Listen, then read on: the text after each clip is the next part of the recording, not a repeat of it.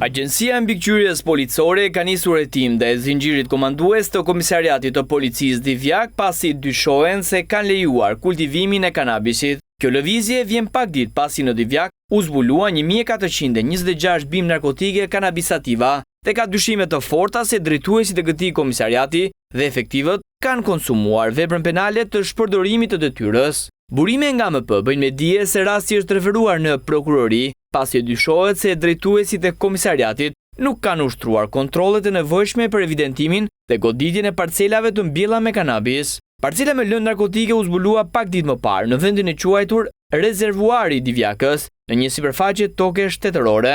Gjatë operacionit u sekuestruan 1426 bimë kanabisativa, 37 kg lëndë dyshuar narkotike kanabis në proces tharje, si dhe 7 kg kanabis në formë boçesh. Për të njëjtën çështje janë vënë në hetim 3 persona, punonjës të administratës rajonale të zonave të mbrojtura në qarkun Fier. Nuk janë të pakta rastet kur punonjës të policisë, specialistë të zonës, por edhe punonjës të SHE-s janë proceduar në lidhje me kultivimin e parcelave me kanabis. Në pjesën më të madhe të rasteve, nuk kanë raportuar kultivimin e drogës, e ndërsa në raste të tjera kanë qenë edhe pjesë e punës për lidhje të paligjshme të energjisë elektrike.